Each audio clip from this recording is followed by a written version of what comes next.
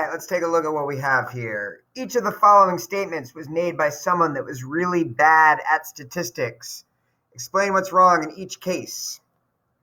There's a high correlation between gender of American workers and their income, right? The problem here is that gender is a categorical variable, and correlation only works when you have two quantitative variables.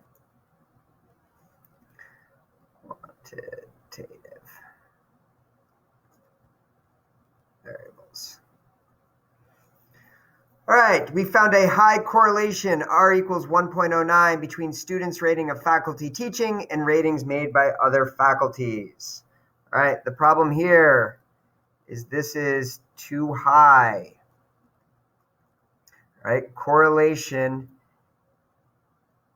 has to be between -1 and +1.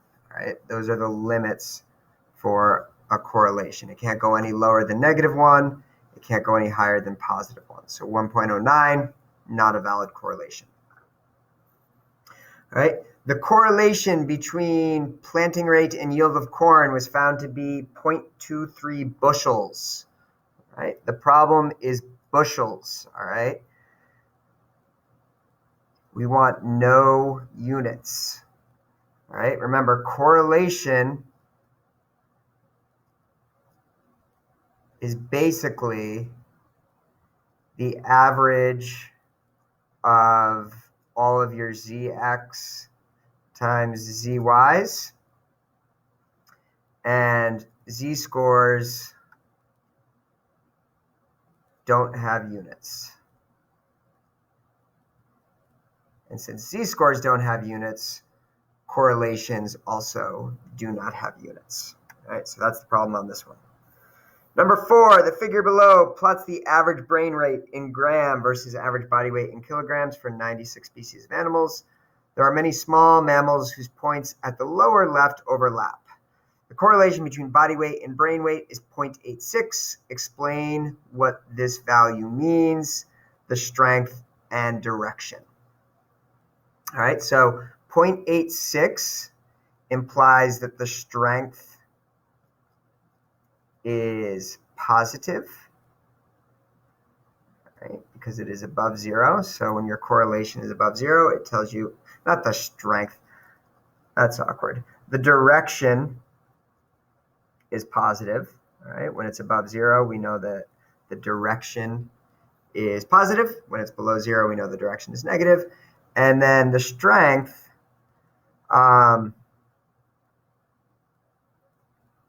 would be relatively strong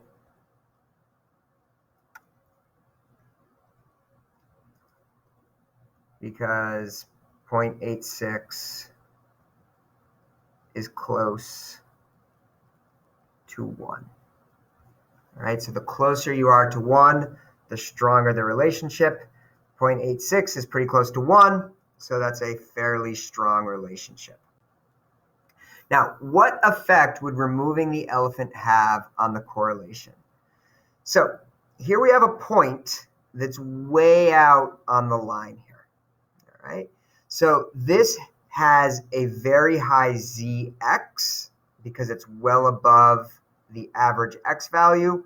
It also has a very high zy because it's far above the average y value. So this is going to have a very large zx times zy, which means that this one point is strongly influencing the correlation. Because again, the correlation is the average of your zx's and zy's for every point. If every point we calculated zx times zy, zx times zy, and average them together, that's roughly our correlation. So this one point has a lot of weight. Now the question is this one point increasing or strengthening the correlation, or is it weakening the correlation? Well, this point goes with the pattern. right? This point goes with the pattern. So if we get rid of it, we're removing evidence of this pattern. So if we remove evidence of this pattern, the correlation will weaken. And by weaken, I mean move closer to zero.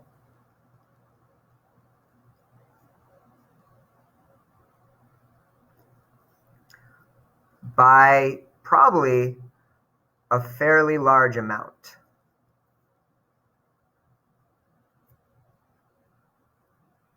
Right? And this is an example of an outlier giving you a misleading correlation. Because if we pretend that this one point isn't here, and we just focus on this data right here, there's no way we would end up with a correlation this high. I mean, these points aren't in a very clearly linear defined pattern. Like, these are kind of in a big blob. You've got one over here, you've got a couple over here. So it's really sort of this one point that's making the correlation way higher than it probably has any right to be. So if we get rid of this point, which again is going with the pattern, we're removing evidence of the pattern, which is going to weaken this value, and probably by a very large amount, because again, it currently is carrying a lot of weight because it has a large zx and zy. This is the part of the notes where it was, do outliers at the edge of the distribution have more impact than outliers at the center of the distribution? And yeah, they do, because this product is higher. So getting rid of this point is going to have a dramatic effect and bring this down a lot closer to zero than it currently is. All right, let's take a look at the back. A researcher was curious if tall people tend to marry tall people and short people tend to marry short people. In an attempt to be super scientific, they measured all of 6 people or couples. Here are the results. So make a scatter plot of the data. Based on the scatter plot, do you expect the correlation to be positive or negative? Estimate its value. So again, I'm just looking for general sketches here. So here's my data. I've entered it into L1 and L2. I'm then going to go to stat plot. I'm going to make sure that I'm on the scatter plot, which is the very first choice. All right. Zoom 9, invalid dimension. Why is it an invalid dimension? Do I still have something in there? Oh, because I'm doing it on list A and B, and my data is in L1 and L2. All right, so make sure you're actually using the right lists. There's my graph. And then if I don't like the look of it, I can go to Zoom 9 and get a better picture. So I'm just going to sketch this out. And I've got a point here. I've got a point here. I've got a point here. I've got a point here. I've got a point here. I've got a point here. All right. So again, label the axes when you're doing a sketch. So still take the time to say this is the short person and this is the tall person. But other than that, I'm really just looking for the picture. So I don't need you to do like all the hash marks and show me kind of everything that's going on. Now, do you expect the correlation to be positive or negative? Hopefully you can kind of note that these are moving in sort of a positive direction. So we would expect it to be positive, all right, because it is going in that positive direction. And then just make an estimate for, sorry, that got cut off there. Make an estimate for its value. And what your estimate is, I mean, that's up to you.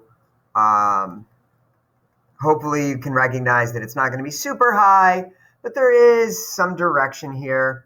If I was going to take a guess, I'd probably say something like, I don't know, like 5, 6, 5, 3, 3, 3, 7, 7, 1, 1. Again, that's just like a rough estimate. I don't know what it actually is, but that might be what I would guess if I was trying to pick the correlation on this one. All right, so using your graphing calculator to find the actual correlation, how close was your estimate? So to get the correlation, we actually have to run the regression. So we're going to go to stat, calc, We're going to run the linear regression, which is choice 4, L1 and L2, and I'm going to hit calculate. Now, if you don't get the regression, which is R, that's because your diagnostics aren't on. So you can either go to mode and turn them on there, or you can go to the catalog and search for diagnostics on and turn them on there.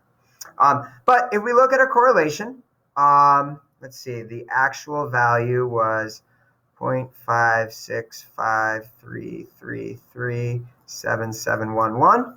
How close was your estimate? Wow, that's a pretty good estimate on my part. I mean, I was just like making that up off the top of my head, but it was very close. So I did a good job. Go me, right? I mean, that was just luck. But again, that's how you find the correlation on there. What would happen to the correlation if we made the taller partner the X and the shorter partner the Y? Right? The answer here is the correlation would stay the same.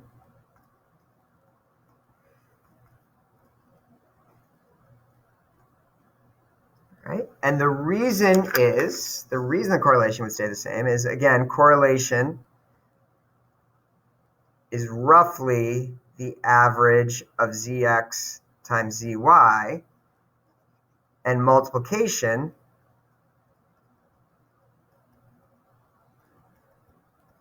is commutative, which means the order doesn't matter. So if I flip the X's and the Y's, I'm still going to get the same products, so it's not going to matter. All right, what change would you expect in the correlation if the shorter partner's height was changed to centimeters, but the larger partner's height was left in inches? Same answer. All right, the correlation would stay the same.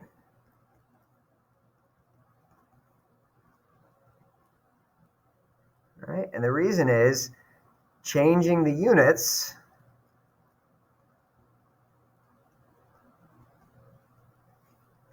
of measurement has no impact on the z-score.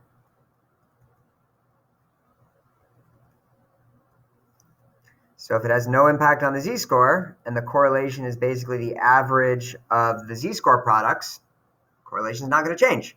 All right, and this was kind of what I was saying in the last video, is that's why we go over the formula, and that's why we figure out how this is actually calculated and look at how it's actually calculated, because it allows you to look at questions like this and understand, like, oh, it's not going to have any impact.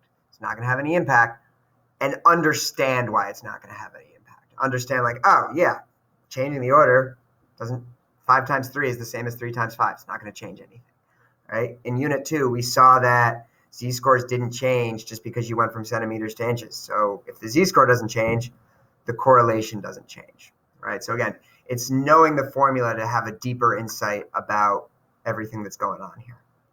All right, so again, this is sort of just basic, kind of making sure you understand the rules of correlation, making sure you understand like what impact outliers have, and then questions that sort of deal with understanding the formula and what impact that's going to have on things. All right, so I hope this was useful. Have a great day, and I will see you when I see you.